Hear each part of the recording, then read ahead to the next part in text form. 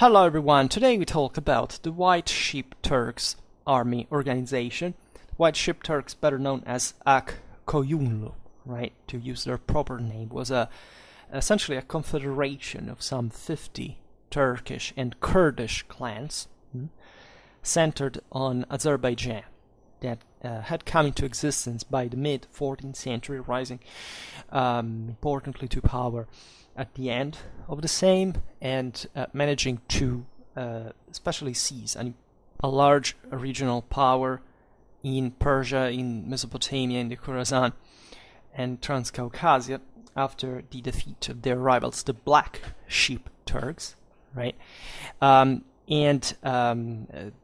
Being effectively of mostly Turkoman origins, but essentially sponsoring Persian culture, as they were fundamentally the heirs of the Mongol Hill Khanate, right? And as for most powers coming from the steppes, including what being the Mongols, Persia had been this major, source, this major spring of, of culture and of, of literacy, of partly sedentarized models, etc. These nomads acquired. They were Sunni powered, and the principal clans of the White Sheep Turks being the Bayandur, Purnak, and Mosillu.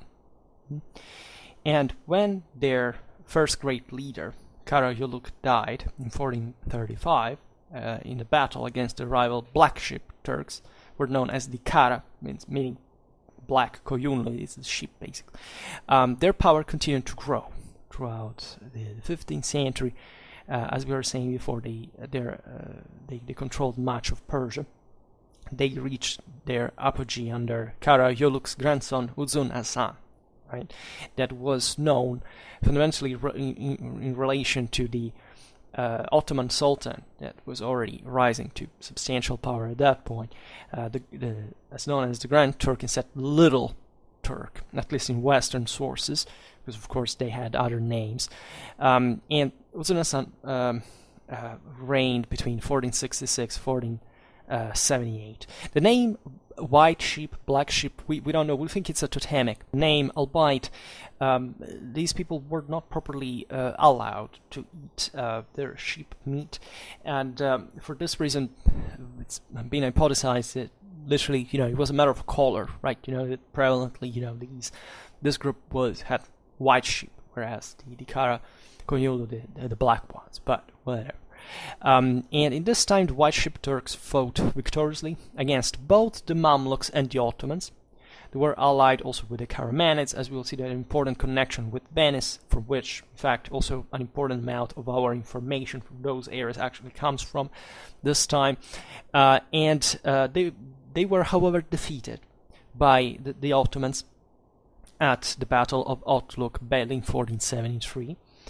And after Uzun Hasan's son and successor Yakub's death in 1490, dynastic struggles brought to the final collapse of the Qoyunlu power, and as they would be finally overthrown of their sultanate by the Safavids in 1503. So there is a lot to tell actually about the history of these people. Today we can digress on it to talk specifically about their army organization, but naturally much has to do properly with their cultural background. So as normal, mainly Turkoman power here, right? It's a matter of models, right? Even here there was a connection with the Timurids at some point. There was, you see, the idea of properly addressing certain specific ethnic belongings. In this case, they were mostly Turkic. Yes, but still, it's like Timur Lane, right? He chose up absolutely the Turkic model of power, right? For essentially leaving itself specific room in political game. There were other identities, the Mongol one, the Persian one, in part also still an Indo-European one in the steppes that, in spite the Turkic prevalence, was still close in a way. There were a lot of movements of not just of peoples, and mostly came from the east, but properly, as we've seen, think about the Mamluks traffics, right? These were pretty close areas to Russia, to the west in general, right? These troops arrived in part. These armies arrived in part to the Mediterranean. Some some operations. So there was a broad scale. They were essentially the current Persian power for some generations. So the White Sheep Turks Sultanate, early days, so essentially, as it was but normal in the history of these waves of nomadic people that eventually settled down and grow something more settled in nature, armies, troops provided by the confederate clans, right, with the clan chieftains generally maintaining their own nuclei of trained and paid soldiers, something we could say semi-professional, right, because in the steppes everybody fights fundamentally. So, but here also a bit of material culture and technique and technology is developing an important scale to have properly a professional system, right? A paid administration, a tax, a paid army that has to stand on its feet. But still, the bulk initially is clanic in nature, right? And the Sultan himself maintained a much, normally a larger scale of these troops, right? But you have to imagine all clans scattered, settled in various areas of the Sultanate that would also be mobilized, namely provide a certain amount of troops. One of the several Venetian visitors to Persia in the 1470s, Caterino Zeno, described Uzun Hasan's royal standing army in 1472 as his porta, literally. Now, scholars basically say that this term could be translated as the Persian dar-i Kana, or the Turkish kapu, right? Like the Kapu Kalki, for example, made a video on it. It was properly the Sultan's own army, right? A bit like the Mongol Kahulga in a sense as well. The concept is that, of course, as we've seen also for the Ottoman case, that is much more, Western kind of statal in outlook, since a relatively early age at least. There is properly there should be in this clanic reality a reliance, essentially a connection, a political cohesion of all these groups, but it's crucial for the Sultan and the construction of more permanent and central power, properly the ready availability of an army, right, with properly a professional bulk, other levies, right, and this naturally was essentially what the Sultan could control from the most prosperous areas of the dominion, where he had personally settled with his court, with his administration, and so on. So this, by most accounts, the central White Sheep Turk army, the Sultanial one, appears to have been around 25,000 cavalry plus infantry, right? The Turkomans here retain actually a mostly mounted army, in line with their ethnic, tribal nature, right? But of course, also in the steppe, actually, it's often overlooked that infantry has an important role.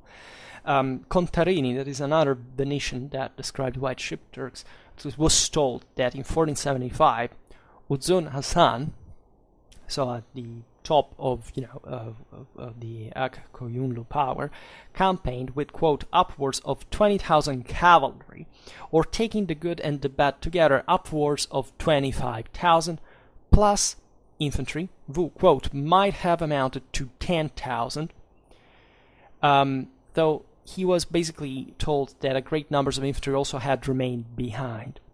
Now, this is an interesting quote. Fundamentally, it's roughly 2 to 1, right? Something with more than 2 to 1 in ratio cavalry and infantry.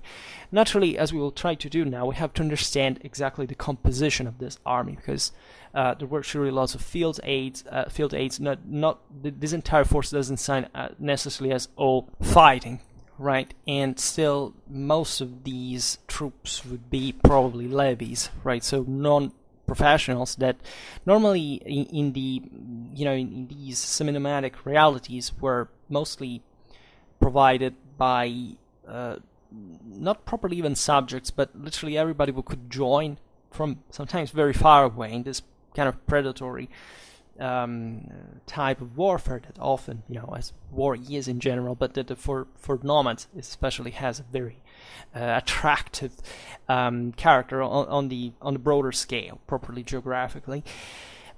So most of them were lighter troops, and also their juridical status is important because, as we see, there were probably also slave soldiers that, however, not properly the same thing in every case, were field aides, as we will see, of the nobility that were probably serfs/slave, whatever the better definition is, but they were excellently armed, whereas there were probably lots of other people that maybe were namely not even free, but would simply join also in a kind of a free fashion, right? So there's a very shaded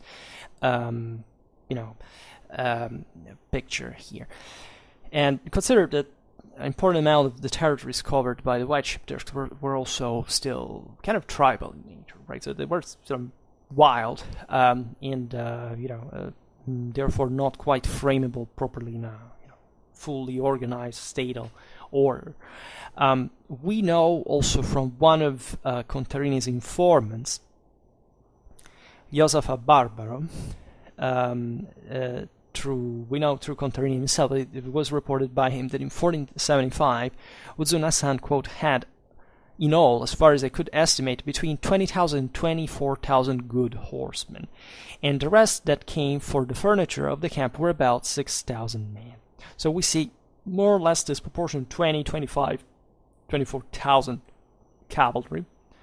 There's also, properly functional in a fighting sense. Here they're appreciated as good horsemen. Here the furniture of the camp proper, so field aides were 6,000 men. So naturally, considering also the proportions, as we've seen in the last example too, that the infantry was left behind, etc., it does give the impression that these armies tended to be largely mounted, operationally speaking, if not completely, right? This wouldn't be so strange. These were all, Mongol, Turkic traditions that obviously were fully mounted at some level, right? Especially in these greater raids, etc. As long as, I don't know, infantry is normally used mostly for siege, but this were in a moment in a place where properly cavalry warfare would be the more convenient, especially with these lighter kinds that would literally lay in entire countries waste, right? Like locusts passing, ravaging everything. We know that against the Georgians in 1477, still Uzun Hasan is reported to have led, again, 24,000 cavalry, plus, quote, about 11,000 infantry.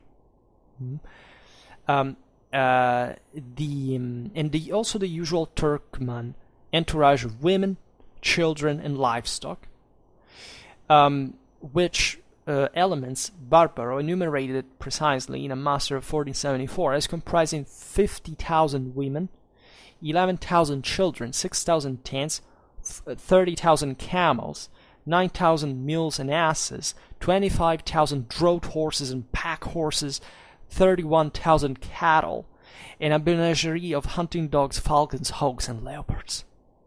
Right, so you have an idea of what this is. This is a people in arms. It's something different from the more regularly. Here Persia had been conquered and dominated from a lot of centuries by these waves of nomads that eventually would dilute, would be absorbed and sedentarized in a sense. But here we are still at a very, still a fairly late time. So it's one century of white Sheep Turks rule here, of still what looks like as properly an entire people, a nomadic people, right? So with troopers that bring together with them women and children, all the cattle, the livestock, etc. Right? So this has a very nomadic bias, right? Something that's still very tribal in nature. This can be easily observed also in the early Timurid armies, etc. And it's meaningful that here right? Even in this, in this context, still the character of armies has remained so specifically nomadic in outlook, right? And we have this 11,000 infantry that surely also comprised probably local levies, so people that were not traditionally nomadic, right? And that especially for sieges, etc., as we were saying before, were important. But still, the bulk of the army is cavalry, right? And in this 1477 example, the military element proper from these accounts consisted of 15,000, quote, soldiers of the sword. Who are these guys, right? Some have properly said these are slaves, right? Seemingly, they are properly like Mamluks in a sense. Then to which are added 2,000 armed herdsmen and the like, 1,000 archers, probably of the Sultan's own forces, right, or even the bodyguard, right, since Barbaro, for example, records at least 10,000 of the rest being archers as well, so there might have been some other belonging proper, and it seems like being a smaller unit, probably they were elite, right, because otherwise the 10,000 archers altogether, well, they would have been average, and normally we can presume they were normally lightly equipped, so much, let's say, less of a of a quality force than those. It's a bit difficult to enumerate, or why would it have it been important to remember in that regard. Plus other unspecified troop types, quote, so that in all there might be about 25,000 good horsemen. So again, the 25,000 essentially fighting force that is all mounted, right? Still, there was, however, 3,000 bow-armed infantry among the 11,000 that we have seen before, and a support echelon that included cobblers, smiths, saddlers, fletchers, victuallers, and apothecaries, for which it sounds like that probably also these 11,000 infantry, in a sense, not necessarily were these people, but let's say they were more likely to be entrusted with tasks such as, properly from just like pioneers, things like that, probably for occupying certain areas, considered that the objective of these campaigns was to storm at least, however, some fortress, maybe even a small one. Somebody had to remain in there, right? And there would be cavalry as well, but infantry is the cheapest in that regard and the most effective, so that's what it would be left more likely. So the picture again that we get is fundamentally the same, even from the composition of the troops. So this was, as we were saying before, properly the royal army, right? So what could be mobilized properly by the White Sheep Sultan as his own force, under his own concrete command, right? So in addition to this, there would be naturally also what we can call provincial armies, right? And starting to say of similar proportions. Well, yeah, I mean, it's possible altogether, considering a large area like Persia, as we've seen under Uzun Hasan, was effectively controlled. Yeah, it is possible, right? We know that the bases of these areas mainly were Fars, the Fars region, Baghdad, and the Diyarbakir region, right? Plus, there were smaller forces also in Kerman, Isfahan, Kazrin, and elsewhere. So, yeah, we can think of, we don't have literally to think of, 100,000 troops in, possibly available to this sultanate, right? It would have been properly possibly actually the actual force altogether, but it was impossible to mobilize under a single command, right? So normally they would serve properly as a territorial force under also some aristocrats that retain a degree of autonomy. So the problem would have been, if anything, to have such a strong central political capacity to mobilize these troops all together. But also they would have left basically Persia uncovered at some point. There was a lot of political negotiation about properly, fielding all these forces together, and that's the reason why the Sultan had properly a true army on his own. Then, in fact, reaching this number 25 plus infantry. 25 plus infantry are 5-10,000. We're arriving at the 30,000 number of controllable troops on the field. That would be kind of the average for the time, right? And kind of explainably so. And the full details of the organization of the other provincial armies provide us surely with a good idea of the composition of the central army itself, because they were fundamentally homogeneous, right? We have, for example, the one of Uzun Hasan's second son, Khalil, governor of Fars, right? So also an important area of Persia, as recorded by Jalal al-Din Davani in 1476. So more or less the same data of the Venetian sources, the Venetian ambassadors, and Davani, in fact, enumerates the officers. He makes this hierarchy of the officers that there are the amir-i Azam, there are the supreme amirs. So these would be the big guys of the Sultanate, right? They were the commander-in-chiefs. Amir-i Kabir, the great amirs, so it would be, kind of the upper nobility. And the ordinary amirs, it would be local nobility with military. That amir is specifically in Islam, in Arabic, it denotes the military control, right? Then under these, we could call officers, there were other officials with the rank of Tuvai, a title that probably means public crier. So these guys probably had the duty to shout orders to the troops on the field, to properly master them on a territorial basis, and consequently having the responsibility for their own equipment, right? So these were properly the criers that crossed the land and recruited troops, and were properly to organize them as military administrators and NCOs or officers, if you prefer. Depends. Here it's all blurred. Of course, there is nothing in the modern sense.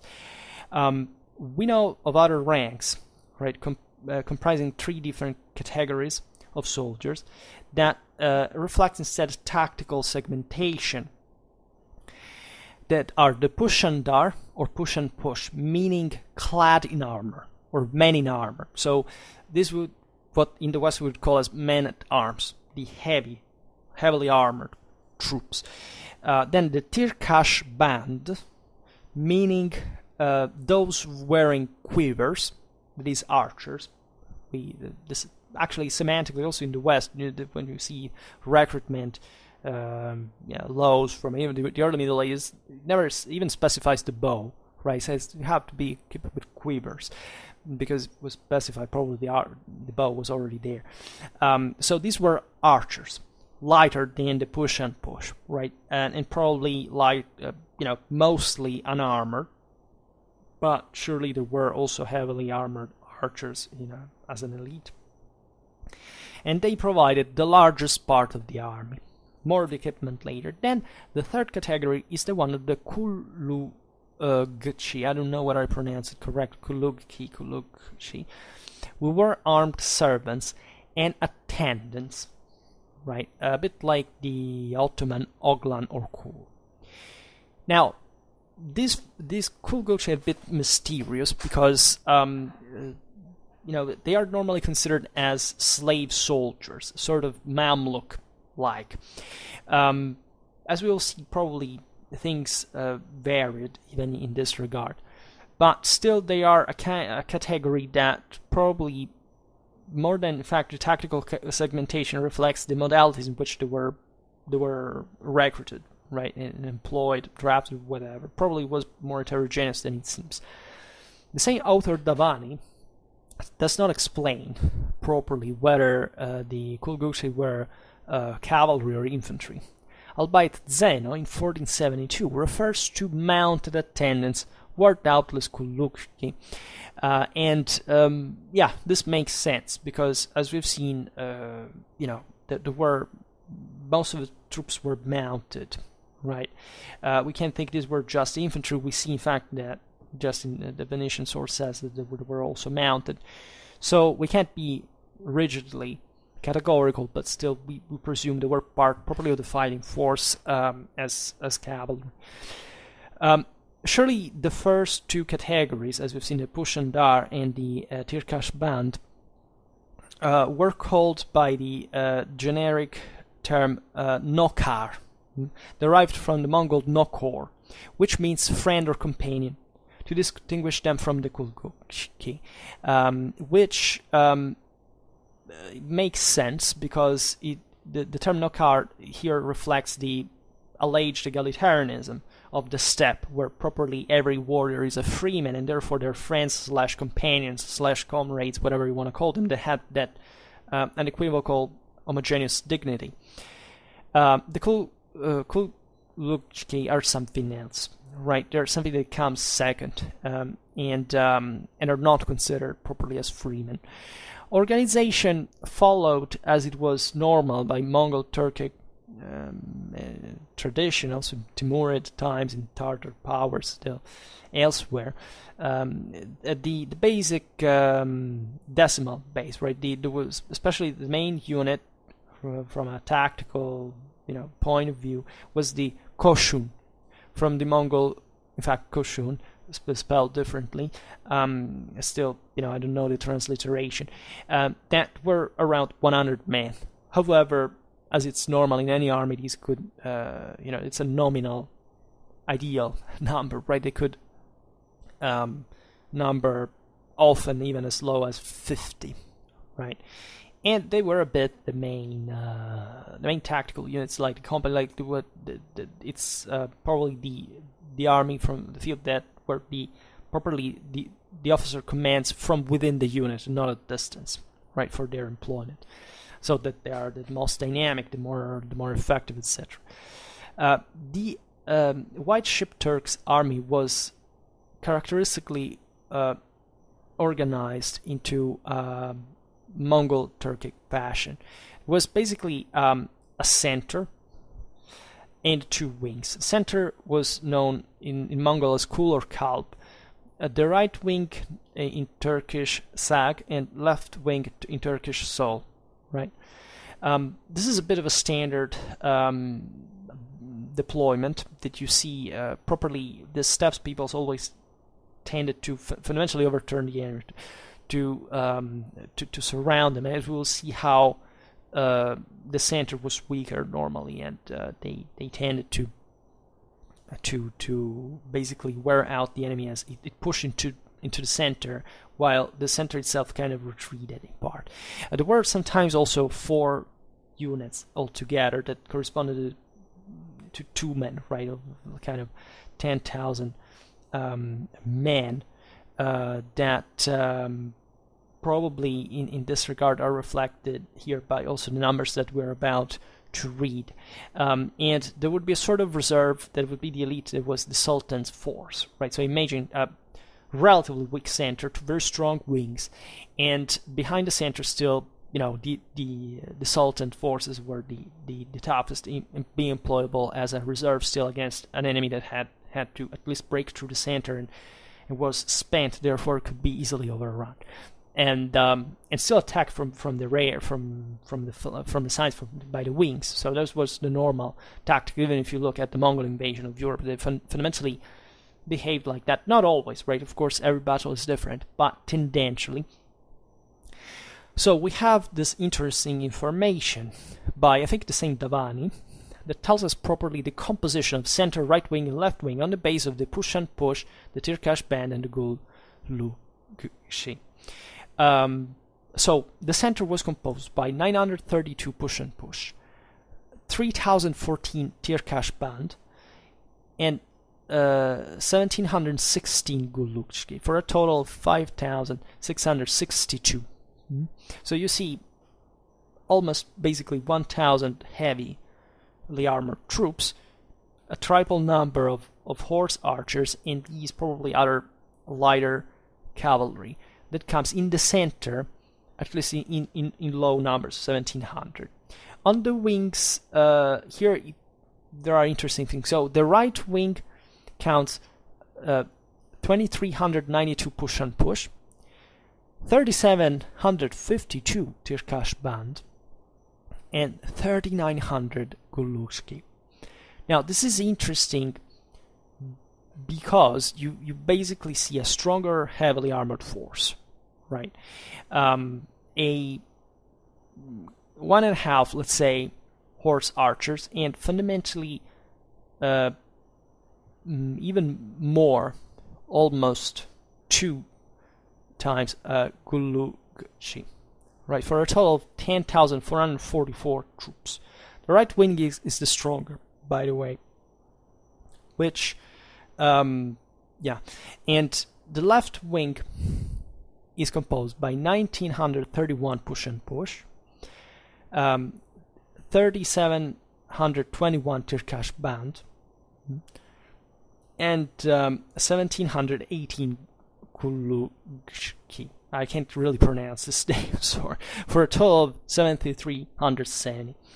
This is interesting because left wing instead is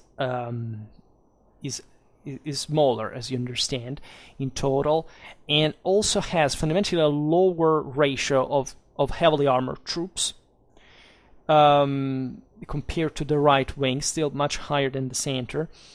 Basically the same number of horse archers of the right wing, and the same amount of Kulujki of the center. Now this is interesting.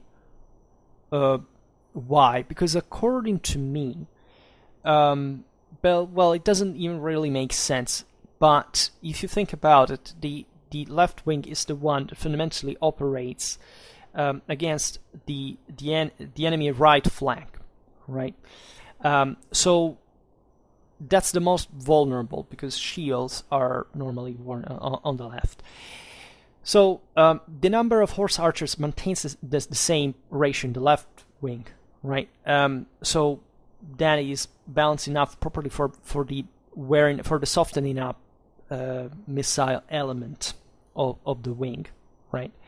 But it's properly smaller as a left wing altogether. So facing a right wing that is considered kind of less danger in a sense. It's the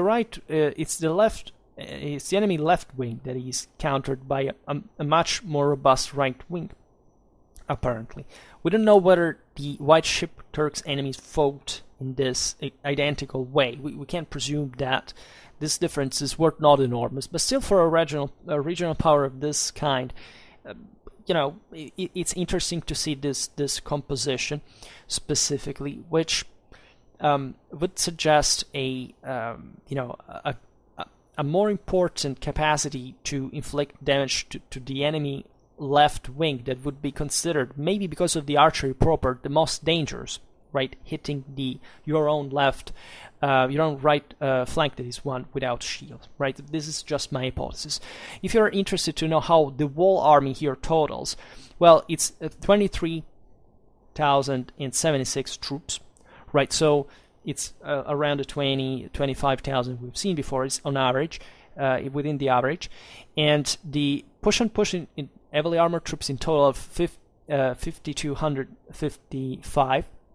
The Tirkash band 10,487, and the Kuluzhki 3,334.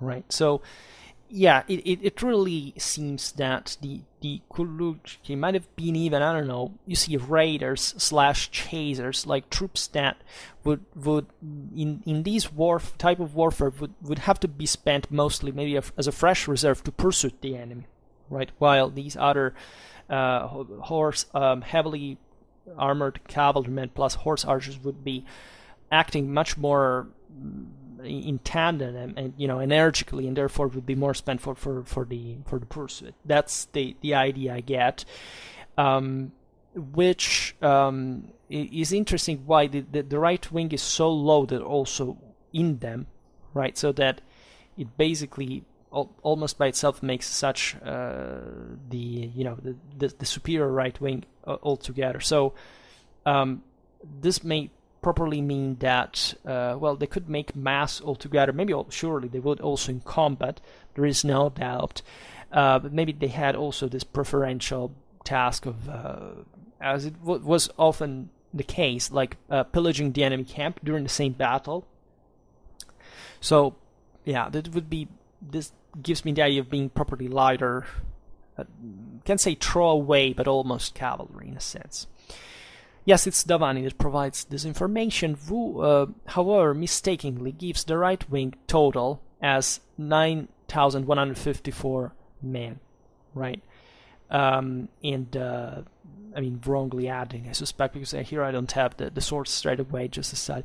And he also says that of 3,945 of the center, 5,802 of the left wing were nokars, right? When the actual numbers are slightly, basically almost the same. They are 3,946 and 5,652 respectively, so, well, it's not a big deal. But this tells you also how medieval sources sometimes are, careless about things that, for us, making the math wrong is kind of infamous, right? For them, they didn't really care. They just wanted to give properly an idea of what it meant altogether. We don't know. I don't personally know also how these numbers were drawn or put together, whatever. I don't know the source, so, well, I can't really say. However, there were also the army here was, as we see, this was probably the standing army, right, of the Farsi province, and there were from properly the Sultan's son, right. So there was also an important connection with central power. And there were two additional elements which were reviewed separately. These were the eunuchs, who were fundamentally Khalil's, so Khalil was the Sultan's son, and provincial ruler, own noble companions, and the boy-nokars, literally. The latter were properly Mamluks, as far as it seems. Right, so Uzun Hasan's own clan, the Bayandur, their name derived from the Turkish word for scepter family. Right, they constituted the prince's bodyguard, properly in a sense, a bit like the Mamluks of Egypt. As you see, they were also close cultures in a sense. We were talking just the other day how much, especially in the Jazeera, everything was blended in terms of who was a Mamluk, whatever. Who was mostly from the Persian side or from the Syrian side, etc. And default, there was a battleground in practice. So you have properly the noble companions, so these were noble freemen, elite, whatever, of the Sultan's son entourage, plus these boy-nokars that were Mamluks proper. So they are good segmentation of mostly the political elite, plus these what were supposed to be, like in the logic of Mamluks proper, the blindly faithful bodyguards of the Sultan that were not properly.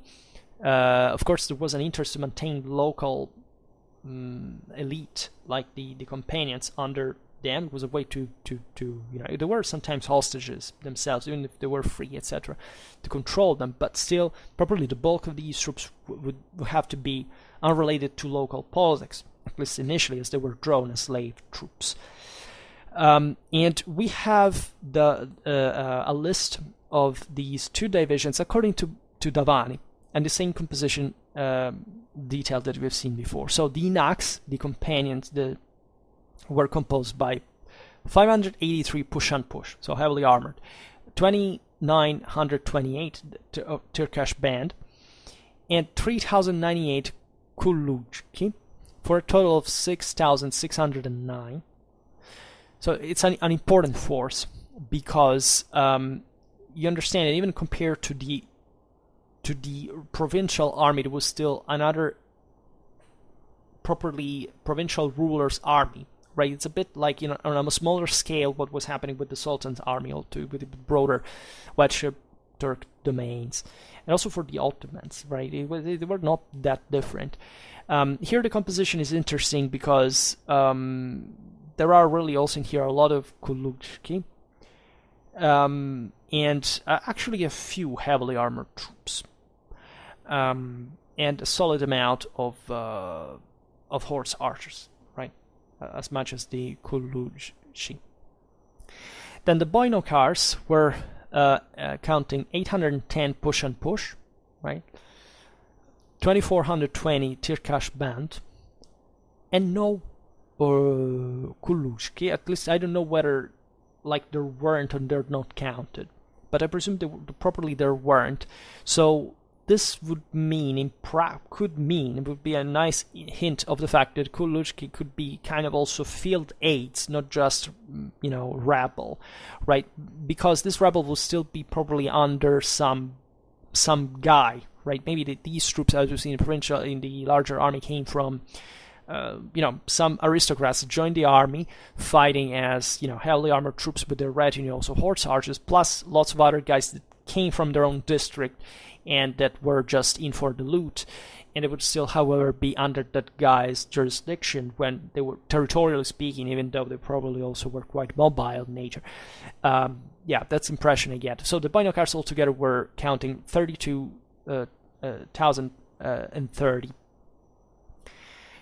This is very interesting because considering they're basically half less than the eunuchs altogether, that however display a fewer armored troops.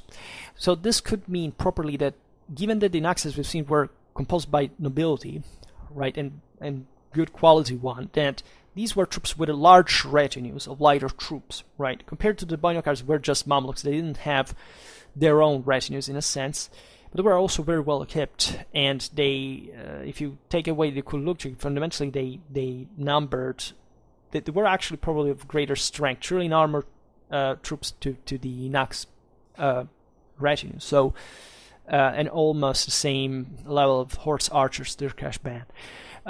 So altogether, by the way, this extra army counted 9,839. So it's impressive because it's basically almost half of the provincial army altogether. And it's quite fascinating. Fits a bit also what we were saying before about how these troops would be deployed properly on the field. Center, right wing, left wing, and a powerful reserve in the rear that these guys would properly compose together with the other army. So, by the way, this means that altogether, these provincial forces, were around 30,000. Could they include infantry? We don't know. Possibly the Qoyunlu, as we've seen before, could. So it's as well possible that some that were field aids with some kind of infantry nature. As we've seen, there were lots of other specialists of even civilians, whatever. So it adds up numerically, as we've seen. Still, this extra army, the push and push are 1,393, the Tirkash band 5,348, and the Qoyunlu 3,198. So, yeah, fundamentally a bit less armored troops in proportion to the provincial army, to the regular, let's call it provincial army. And still, however, an important number of retinue, probably proportionally the Qoyunlu being more. In addition to this, it was not over because there were other small contingents that figure as units of guards appointed for the province's assorted civil dignitaries, right? So these weren't actually military men. And as we will see, they would in fact not have many armored troops. They counted 16,800 of push and push, in fact, 563 Tirkash band, and 521 Qoyunlu, or 1,152 men in all, right? And here, if we get the segmentation, we realize that for all these guys, there are 1, 2, 3, 4, 5, 6, 7, 8, 9, 10. Just 2 of these guards have heavily armored troops, right? Whereas the others are just horse archers or kuluchki. So altogether, they make, as we've seen, more than 1,000 troops on the field. But fundamentally, they would be probably not even a fighting force canonically meant, unless, you know, some of these guys said, okay, I'd send some of my horse archers to join the mass of the rest just to contribute, right? Which is possible. But that altogether were properly, you know, the guards, right, of civil dignitaries come participating to the campaign, right, and therefore not being properly the military altogether. So this is interesting as well. There were also, in addition, 340 Kurdish amirs and 350 shul chieftains, right? Davani at least records and includes them, who in turn provided other irregular troops on demand, right, as they could, whenever they joined for their own political interest, whatever. And so if we count all these freaking amount of provincial Farsi army together, we have 34,067 men, which is impressive. Is probably an ideal number by, you know, it's like the full strength of any army on paper, right? They eventually would naturally go much lower, if anything, just as the campaign began, right? And at the end, all of it would be really much less. But altogether, they were properly counted at some point. It's impressive because, as we've seen, if the Sultan's one is also something similar, around 30,000, you realize that for real, provincial armies could be that large as well, right? So we can't, 100,000, 100, I don't know about the other 2 districts because I don't think we have an information. There might have been less, actually. Consider that this was the Sultan's son controlling the heartland of the Iranian plateau, so, you know, important areas, properly also from a political strategical point of view, so it does make sense. They may have been concretely the majority of the force, and the other districts being not necessarily less, but let's say less mobilizable by the same White Sheep Turks dynasty altogether, ruling dynasty altogether. So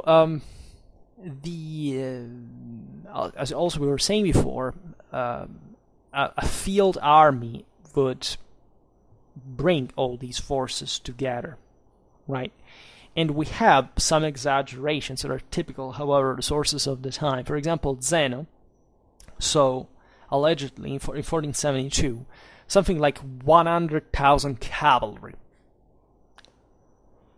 of White Sheep Turks, which is an exaggeration.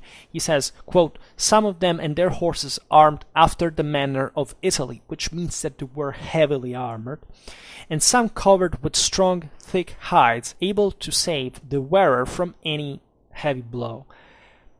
Others were clothed in fine silk, with doublets kilted so thickly that they could not be pierced by arrows. Others had gilt cuirasses and mail corselets with so many weapons of offense and defense that it was a marvel to behold how well and skillfully they bore themselves in arms. The servants that are in here, the kuluchki, likewise were excellently mounted with cuirasses of polished iron. So this is interesting because, as we've seen, they weren't actually throwaway troops, at least according to this account. And in place of the shields which our people use, they have round shields with which they cover themselves and make use of the keenest scimitars in battle. This is typical local fencing tradition. Then the masters, that is the nokars, so here properly meant as the freemen, made a total of 40,000 men, all brave soldiers, and their servants 60,000 men, and a finer cavalry were never seen in any army. This is interesting as a statement because it says something that would appear to be more likely, maybe from a Western observer like Zeno, that is that the freemen were less than the servants, or at least, as we've seen, the servants also were of high relevance. We don't know. I don't know actually if the text, the version of the text I have has as a critical note that the servants Zeno talks about are kuluchki, right? But it may have not been so. Maybe they were maybe were the Mamluks, as we've seen, or some other elite troops within, because also here we don't maybe have completely the whole picture of the White Sheep Turks army organization and units, whatever. Anyhow, for the rest, it makes sense. There were some heavily armored troops, others were thickly padded troops that shot against arrows in the hail that probably that you would have seen in any battle were quite useful. Let's say the servants were more 60,000 than the freemen and 40,000 men. So you may say, well, but we've seen the servants were if they were the Qoyunlu, they were normally less than the freemen. Well, what the hell do we know? It would be, maybe it's true, right? Maybe this account is stating something that we don't know properly. He exaggerates with 100,000, right? If you read the Renaissance sources that talking especially about these eastern countries, etc., it's typical to say, okay, did you realize that the more distant number, the least accurate it is, right? The most distant the army, properly territorially and also culturally, the larger, right? It was normal for Christians to say, the Moors had, hundreds of thousands of troops. The Turks had as well from the steppes. There was a bit of mythology behind that. But still, 100,000 cavalry gives the idea of, properly what these things had to look like. As we were saying before, there were also a lot of peoples properly coming even from the outside of the White Sheep Turkish domains, just in for the loot, right, from everywhere. When such a huge army gathered, right, the news spread months and months before everywhere, and people participate. So, especially among these semi-nomadic peoples, it was absolutely normal to witness something of this kind. We have a few other information about the total number of White Sheep Turk military, not much potential, but actual armies fielded in these major campaigns. For example, we know about the one that of Uzun Hasan led to the defeat of Otluk Bey in 1473, including, in fact, at least two provincial armies, as well as the royal army. So this is interesting because you see that it's not the whole potential of this dynasty namely controlled. And one source, at least that is still kind of a to be taken with caution, says that altogether there were 40,000 mighty mounted lancers to be counted, and other 30,000 soldiers as well. What does this mean? I don't even know what source this is, actually. It may still be Italian. We have Contarini, in fact, recording only 40,000 cavalry, because normally also numbers bounced in this, among authors, etc. And Zeno says that the army was organized in 4 divisions. That makes us think of the 2 months of 10,000 men of this point Mongol and Turkic military tradition, and consider that this army contained also Kurdish, Tartar, and Georgian troops as well.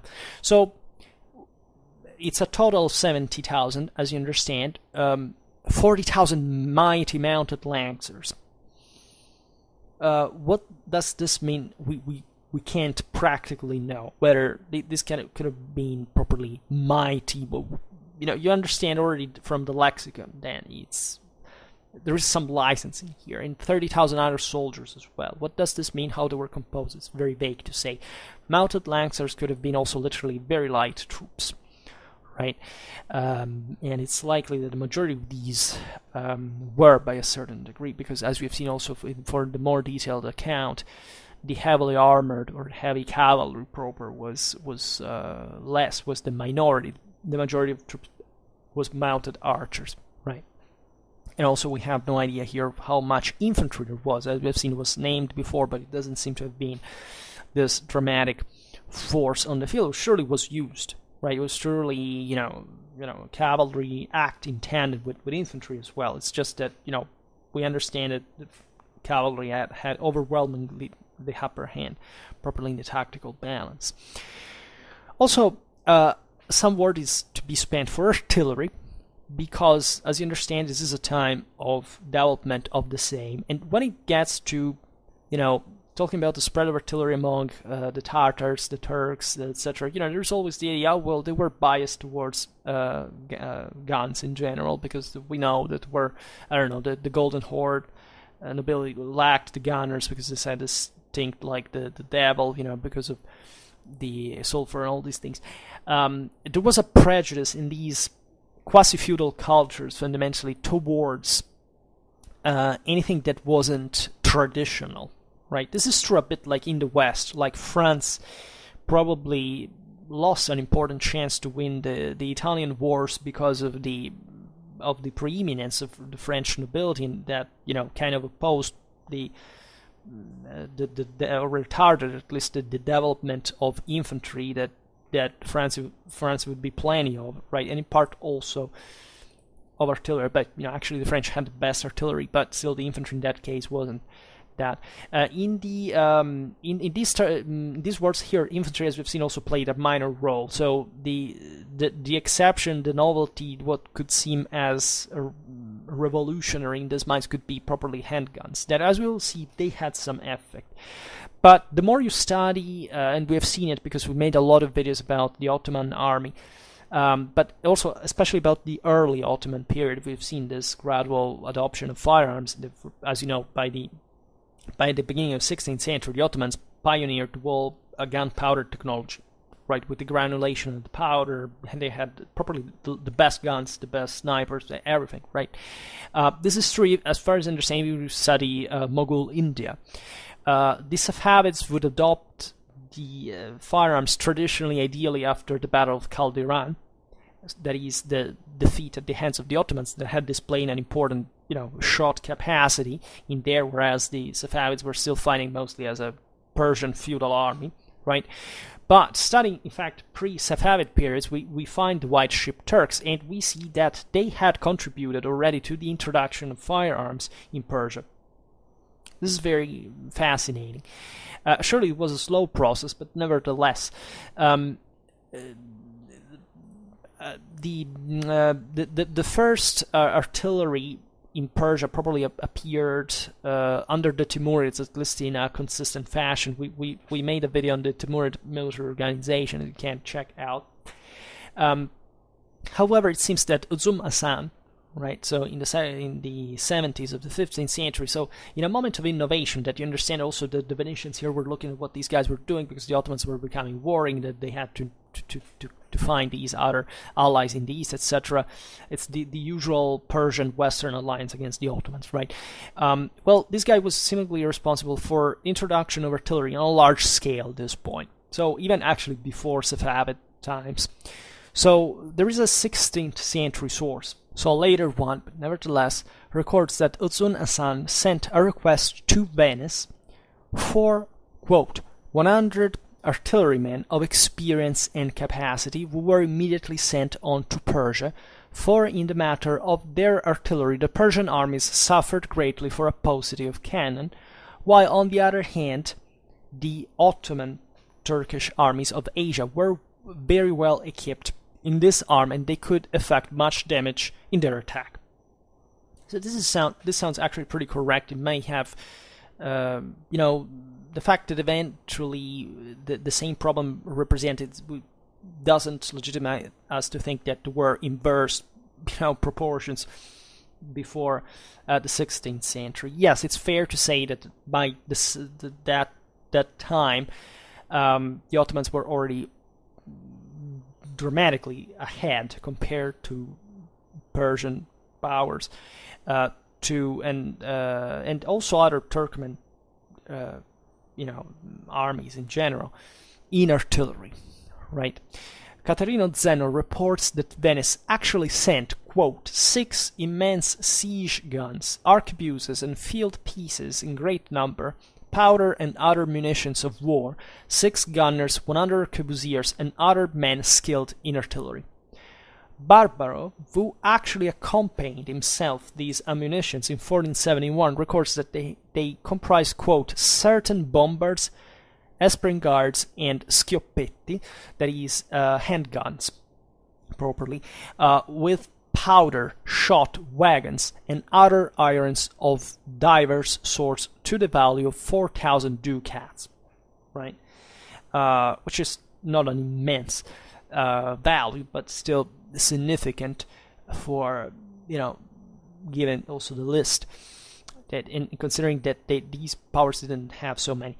The same Ottomans at this point, we don't have to think like there were literally plenty of artillery, right? They were also growing their their capabilities, but they were still importantly advanced. Also considered that in general, the eastern frontier was kind of, it was difficult for the Ottomans in general, right? Especially in the mountains, etc. They were a bit specialists for what they had gone through in the Balkans. There was a siege under sea also in the Mediterranean, all the various islands, etc.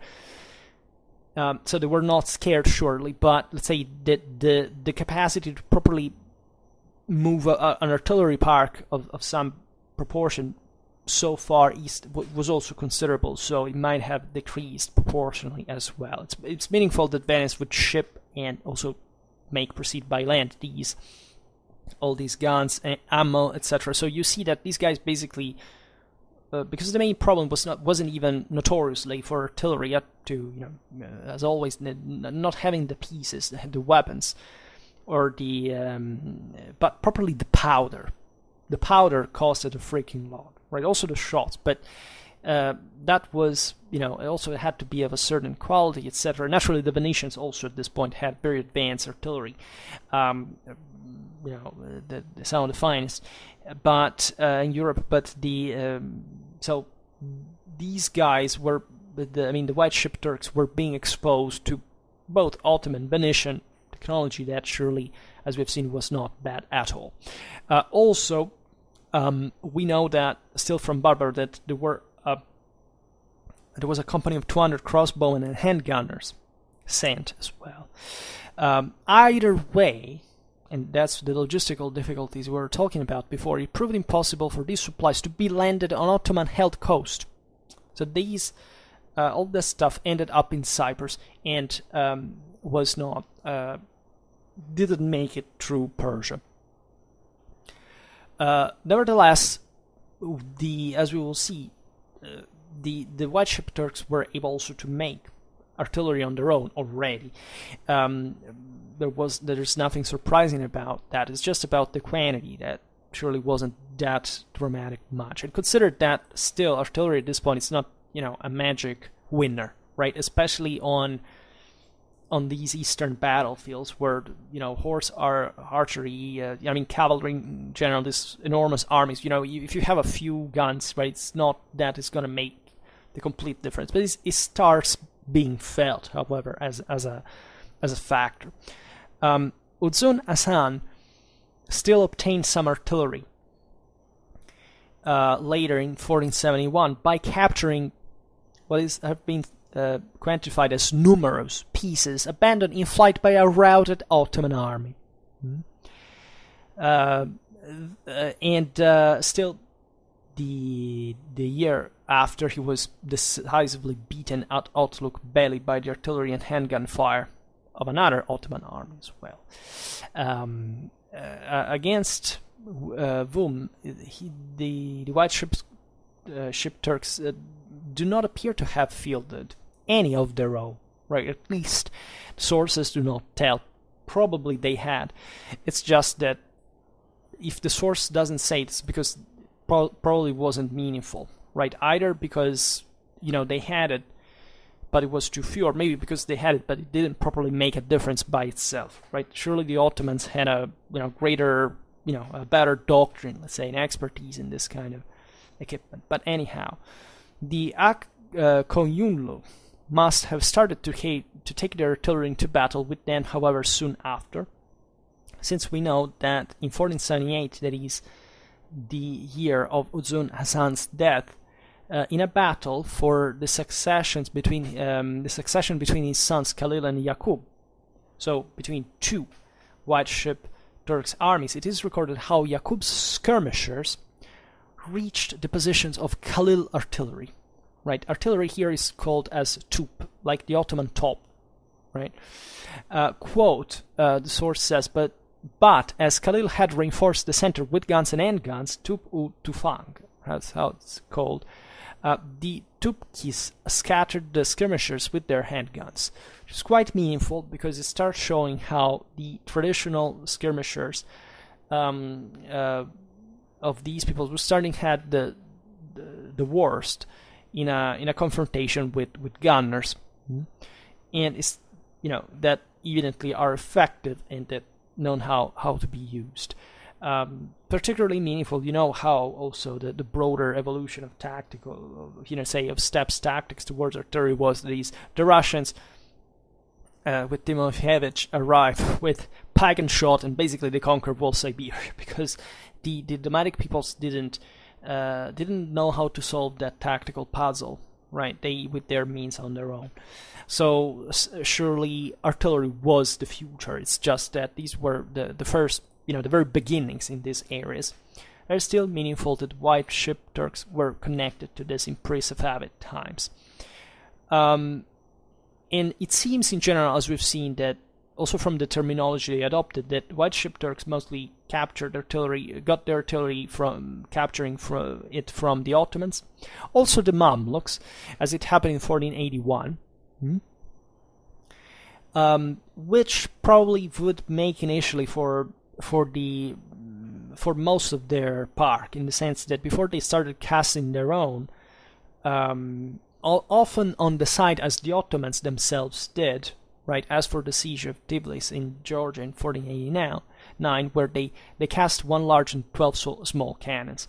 This is important because, if you remember also the videos we made on the Ottoman army, the Ottomans were literally specialized in such tough grounds of the Balkans, of Asia Minor, of the Caucasus, etc., of the Mediterranean, to properly cast cannons on the spot and not to tote them all the way, because it would have been really impractical properly for the army. So there was a deputed Sultanial foundry that was also started producing entire pieces, but properly there was some a keep, let's say, was specialized to perform this. And it's fascinating that white Sheep Turks simply had the same, right? It was simply more convenient. And naturally, we can this is mostly true from the 15th century. Like later on, things changed a little bit, but especially for the larger guns, right? That was a problem. And after all, for sieges that were often, these fortresses in inaccessible positions, etc., right? That would be right. It would be important just to have some artillery there, and not having to tote it all the way up, but simply making it, with the transporting the materials more easily, casting the guns there. It seems that the Qoyunlu later even attempted to copy an Ottoman practice of setting up their artillery within a Wagenburg, right? And however they failed. This happened specifically at the Battle of Alme-Kulak in 1503. So really at the end of their rule. And this is interesting as well, not just because of the Ottoman influence, that I personally don't have the competence to say whether it's real in this case. It's possible, right? But let's say Wagenburgs existed already, and these peoples knew how to use them in general, right? The steppe peoples had a tradition of Wagenburgs. There are nothing special or innovative or revolutionary or modern or whatever. It's something that literally existed in any single time in history, used by any kind of people who had wagons, and there is nothing genial in it, right? In spite of how we want to picture it today, we have seen it especially for... doesn't matter how effective the tactic is, right? It doesn't depend on the Wagenburg itself, right? We have seen it especially, we made some Hussite Wars battles. Yeah, excellent use of Wagenburgs, but still, it ended there, literally, with the Hussite experience. The Hungarians used them a little bit, but also there were... If you look at the steppes, that was kind of normal, and there were lots of other people. We still use Wagenburgs with jeeps and trucks today, right? There's nothing really strange. Since millennia, these things were around. And this example here proves that it doesn't matter how, in this case, they basically entrenched artillery within a Wagenburg, still it failed. The thing failed. So even if for reasons that don't make these measures decisive by themselves, but depend on other tactical factors that are much more difficult to calculate and to even know historically in the first place, because simply we're not documented enough. Sometimes it's literally, the statements are literally what we have. Alright, so for today we stop it here. We will keep talking probably about White Sheep Turks, their tactics as well, which we haven't seen. This video is properly about the army organization, that we make the tactical ones and then the types of typology of trooper kind.